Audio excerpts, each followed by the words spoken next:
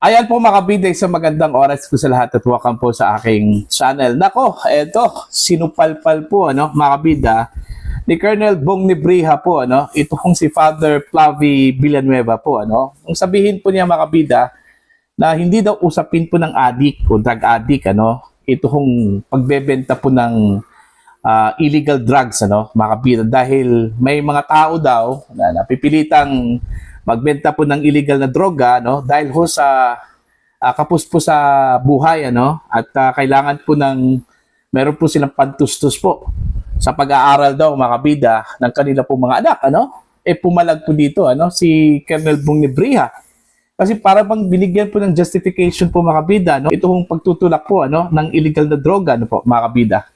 Eto, babasahin ko lang po ito hong post ng ang balita ngayon po. Okay? Ang sabi po dito ng kanilang headline, mga kabida, drug pushing, hindi kabuhayan, dilobyo ito sa buhay ng marami. Ito ang tugon ni MMDA Head of Metro Base Operation Edison Bong Nebrija. Matapos muling kumalat ang video ng pahayag ni Father Flavie Villanueva kung saan inilahad ang pananaw na ang ilang sangkot sa bentahan ng droga ay dulot ng kahirapan at pangangailangan. Sa naturang pahayag, binigyang diin ni Father Flavie na may mga individual na napipilitang magbenta ng droga bilang paraan upang matustusan ang pangangailangan o pang-araw-araw na gastusin at edukasyon ng kanilang mga anak. Ayon. Ito yung sinabi po ni Father Flavie po, mga kabida, hindi talaga usapin pang drug addict, usaping pantawid sa kahirapan para sa edukasyon ng anak dahil wala ngang pagkakataon, mga kabida. Ngunit para kay Nebrija, mapanganib ang ganitong pananaw at hindi dapat gawing katwiran ang kahirapan upang bigyang lusot ang illegal na gawain. Sa kanyang reaksyon, mariin niyang sinabi, drug pushing is now a livelihood. Ginawa na bang kabuhayan ang pagtutulak ng droga? Dagdag pa niya, so to you, Father, justified ang pagtutulak ng droga dahil nagpapaaral ng anak ang pusher? Binigyang din ni Nebrija ang epekto ng droga sa mas malawak na komunidad, partikular sa mga biktima ng addiction. So yon, okay? Pumalag po si Colonel Bong Nebrija po dito po sa naging pahayag po mga kabida ni Father Flavie palibasa po itong si Father Flavie po mga kabida gumamit po noon ng illegal na droga. Okay? Inamin po niya yan sa isang pagdinig sa Senate Blue Ribbon Committee po mga kabida. Okay? Kaya siguro nakita po niya yung ginagawa po ng mga drug pushers po noon, mga kabida, kasi yun nga saan ka po kukuha po ng droga para gamitin mo, di ba? Bumili ka most probably. Saan ka bumili? Doon mo sa drug pusher. Baka sinabi din ng drug pusher po mga kabida, na kaya siya nagbenta dahil wala ko siya pangtustos po sa pag-aaral po ng kanyang mga anak, mga kabida. O baka doon po kumuha po ng hugot po itong si Father Flavie. Pero alam nyo, sa totoo lang po, wala hong justification po ito hong pagtutulak po ng illegal na droga po, mga kabida. Kasi unang-una po, labag yan sa ating batas, May specific na batas, mga kabida, patungkol sa pagbabawal po ng pagbebenta o paggamit po ng illegal na droga po, mga kabida. Malinaw po yan, sa 9165 po, mga kabida. Yung Comprehensive Dangerous Drugs Act of 2002, mga kabida. Diba? Wala hong kahit anong justification na pwede natin gamitin, dahil nagbebenta po siya ng illegal na droga, okay lang.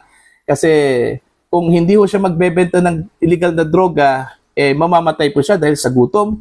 O kaya hindi po niya maibigay po, yung mga pangangailangan po ng mga miyembro po ng kanyang pamilya, mga kabida, kanyang mga kamag-anak, kanyang mga mahal po sa buhay, So hindi justification yon. Kasi alam po ni Father Flavie na bawal yun. At maliban po sa bawal, nakakasama po yun, sa pag-iisip po mga kabida ng mga tao. Lalong-lalo na po, pag sila po ay lulong na po dito, mga kabida. Nakakamatay po yun. Okay? O ikaw, pare ka, tapos ganun yung mindset mo, na dahil ho sa kahirapan po mga kabida, walang pantustos po sa pag-aaral po ng kanilang mga anak, kaya okay lang. Nagbebenta po tayo ng illegal na droga kasi justified yun. Hindi yun. Okay? Kaya nga, sinupalpal po siya ni Colonel Nebriha po. Kasi delikado yung ganung mindset, mga kabida. Okay? Delikado yung ganung mindset eh. O katulad na lang po, doon ho sa sinabi po ng dating PNP chief, na si Gerald Marbil, na hindi daw lahat ng mga gumagamit ng illegal na droga ay addict dahil napipilitan lang daw yung mga gumagamit po ng illegal na droga, lalong-lalo na po yung mga nagtatrabaho po sa graveyard shift po, mga kabida. Okay, yung mga call center agents, mga kabida, para lang po matugunan yung kanilang trabaho po, mga kabida. Okay? Kaya gumagamit po sila ng illegal na droga para hindi ho sila makaidlip at buhay na buhay po sila during the course of their duty po. Okay? Mga kabida. Pero hindi po justifiable din 'yon. Kaya nga inulad po ng batikos po si Marbil po doon eh. O tapos ngayon eto na. This time drug pusher na po. Okay? Kasi kay Marbil po user po 'yun eh. Okay? Yung kanyang justification po doon, mga kabida. Pero dito ho kay Father Flavie po, mga kabida, drug pusher yung kanya hong binigyan po ng justification po, mga kabida. Okay? Kaya tama po si Colonel Nebriha po, na delikado po yung ganitong klaseng mindset eh. Kasi baka naman po isipin po ng mga tao po, lalong-lalo na po, yung mga nasa illegal drug trade po, mga kabida, po, na okay lang. Kasi ito yung paraan po para lang po matustusan po yung mga pangangailangan po ng mga kapamilya namin, yung mga mahal namin sa buhay, lalong-lalo na po yung mga anak na nag-aaral. Kasi kung hindi po natin gawin to, wala. Nakatenga po yung mga bata po sa bahay, mga kabida. Pero ang dami hong paraan po Okay, na legal, mga kabida, hindi po yung illegal. Oh. See? Kaya nga ipokrito po yung ganitong klaseng mindset, mga kabida. Tapos naturingang pari pa po ang nagsabi po dito, mga kabida. Oh. Paano po natin bigyan po ng diin yung kampanya po ng gobyerno, sa pagbabawal ho sa pagbenta po ng illegal na droga, mga kabida, kung meron pong ganitong mindset. Okay? Binigyan po ng justification po, Okay? Dapat suportahan po natin yung gobyerno na pag illegal drugs, whether gumagamit ka man, whether ginamit mo ito para lang pantusto sa pag-aaral o ginamit mo ito para magkapera ka, mga kabida, bawal talaga yon. Kaya nga meron pong prinsipyo po sa ethics, mga kabida, na the end does not justify the means. Alright? Kahit na po, gaano po kaganda, mga kabida, yung intention mo, pero yung pamamaraan po, na ginamit mo mga kabida, para lang po makamit yung intention mo, mali pa rin yun. The end does not justify the means, mga kabida. So, yung mindset po, yung sinabi po ni Father Flavie, na kaya nga, nagbebenta po ng illegal na droga yung ilan po sa mga individual dahil para meron po silang pantustos po sa pag-aaral at makabili po ng pagkain, doon ho sa kanilang mga mahal po sa buhay, mga kabida. Mali po yun. Sa totoo lang po. Okay?